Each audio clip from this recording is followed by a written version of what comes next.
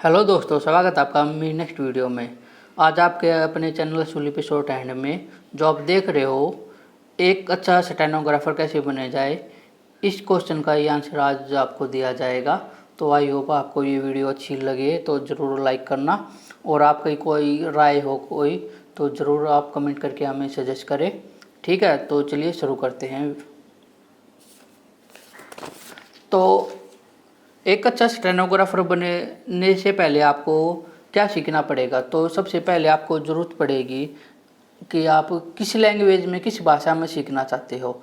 तो हम जैसे कि हमारा चैनल है तो हिंदी और इंग्लिश में आपको शॉर्ट हैंड सिखाते हैं, तो हम इसी के बारे में बात करेंगे। और तो शॉर्ट हैंड काफ़ी लैंग्वेज में है, जैसे कि मराठी हो गई, पंजाबी हो गई, है ना, और बहुत सारी।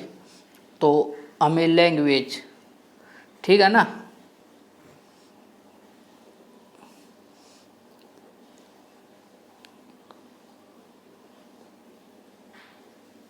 लैंग्वेज।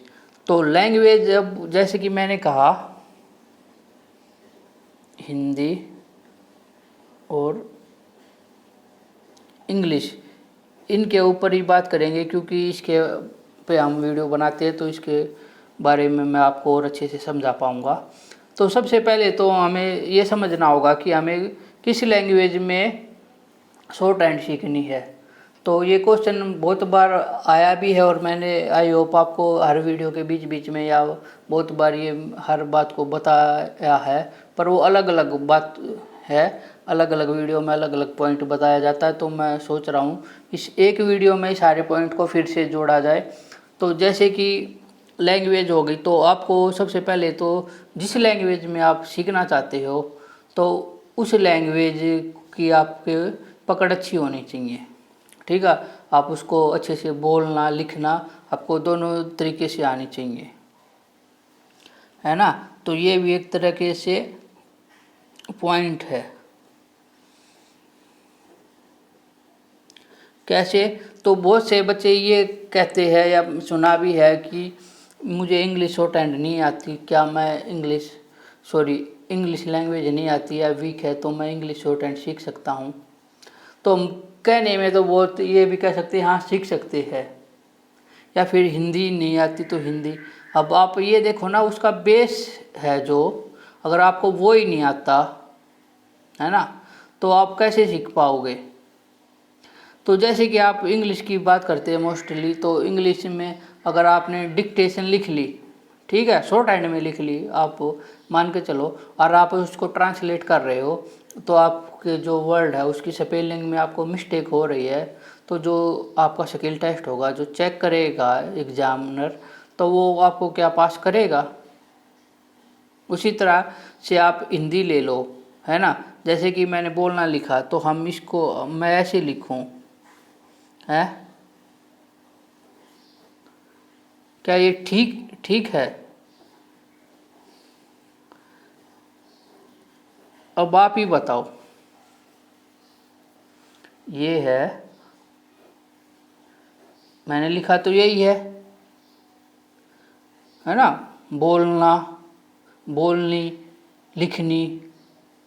तो अगर हम इस लैंग्वेज को ठीक से नहीं लिखेंगे तो एक तो इम्प्रेशन वो जो पड़ेगा, तो क्या वो, अब कहने में तो ये भी सेम है और ये भी सेम है।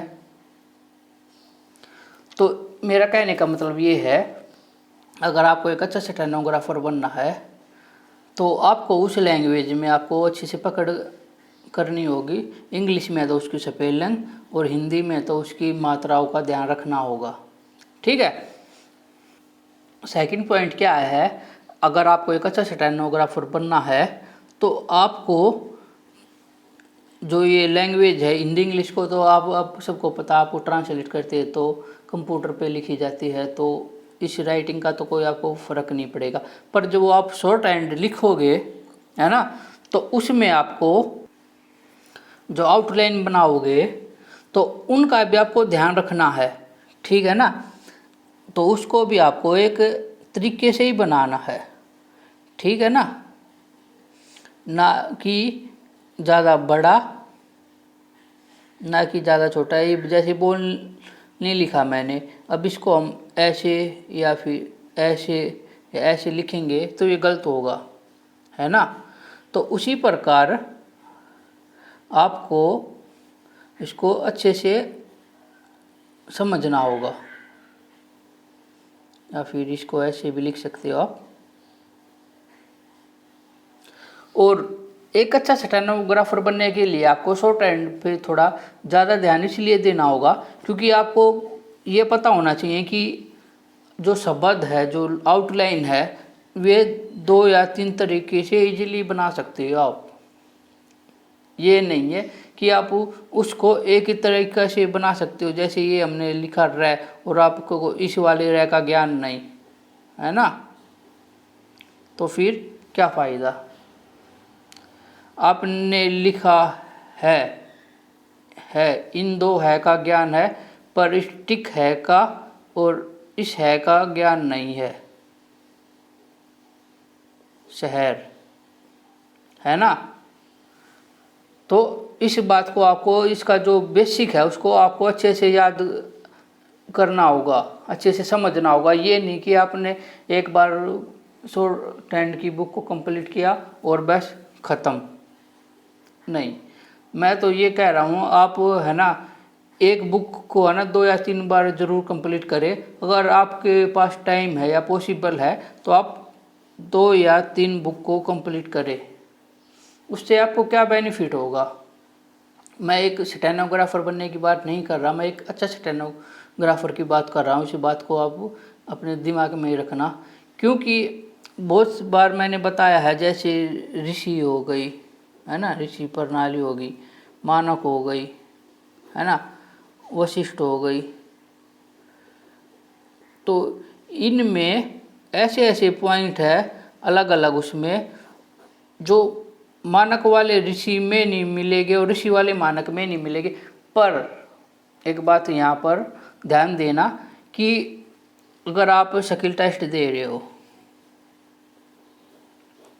ठीक है ना, स्किल टेस्ट दे रहे हो, आपने ट्रांसलेट कर ली और उसको जो उसने बोली है डिक्टेशन, है ना, तो उसको आपने एज इट इज लिख भी ली, ठीक है। तो उसको ये थोड़ी पता चलेगा आपने उसको ऋषि में लिखी है, मानक में लिखी है, वशिष्ठ में लिखी है, या फिर आपने तीनों का मिलान करके लिखी है, उसको इससे कोई फर्क नहीं पड़ेगा। अब सिंपल सी बात है, जैसे कि हमको पता है ऋषि और वशिष्ठ में जो तय होता है उसको वक्र में लिखा जाता है, और मानक में होता है उसको सीधा लिखा जाता है। पर अगर आपके ऐसे शब्द आ गए, जैसे कि मैंने ये ही लिखा लिखनी, है ना, तो ये मैंने 2 तरीके से बनाया, और आपने डिक्टेशन पे एक पहली बार आया तो आपने ऐसे बना दिया, दूसरी बार आया तो ऐसे, तो वो जो एग्जामिनर होगा उसको इससे कोई प्रॉब्लम नहीं, आपने इसको पहले ऐसे बना दिया तो फिर सेकंड टाइम ऐसे क्यों बनाया, ठीक है ना। आप मेरी बात को गौर कीजिए, समझिए कि उसको इससे कोई मतलब नहीं है। तो सबसे पहले तो आपकी जो आप टाइप करके दोगे, उनको टाइप करके दोगे, वो उसको चेक करेगा। आप, है ना, 90% ये चेक कर लेना। आप अपनी डिक्टेशन लिखते हो, आप अगर जो आपके साथ प्रैक्टिस कर रहा है, आप किसी सेंटर पे हो या किसी ITI में जो भी हो, वहाँ की बात छोड़ देना। नहीं तो 90% आप किसी अदर को जो टीचर भी होगा, इंस्ट्रक्टर होगा, उसको भी अपने शॉर्ट हैंड आप कहोगे ना सर एक बार पढ़ना, तो 90% वो इग्नोर करेंगे। क्यों? रीज़न यही है, ये तो 3 ही है, और भी बहुत सारी है। तो अब किसने पता नहीं किस लैंग्वेज से सीखा है, मेन बात तो है शॉर्ट हैंड सीखने का, ठीक है ना। शॉर्ट हैंड हम दूसरों के लिए नहीं, हम अपने लिए सीखते हैं कि हम हमारा जो लिखा हुआ है हम उसको रीड कर पाएँ, और ये इसका मेन पॉइंट होता है। आपको जो भी मैटर दिया जाता आप उसको शॉर्ट हैंड में अपने कम शब्दों में, कम उस स्पेस में उसको आप लिख पाओ।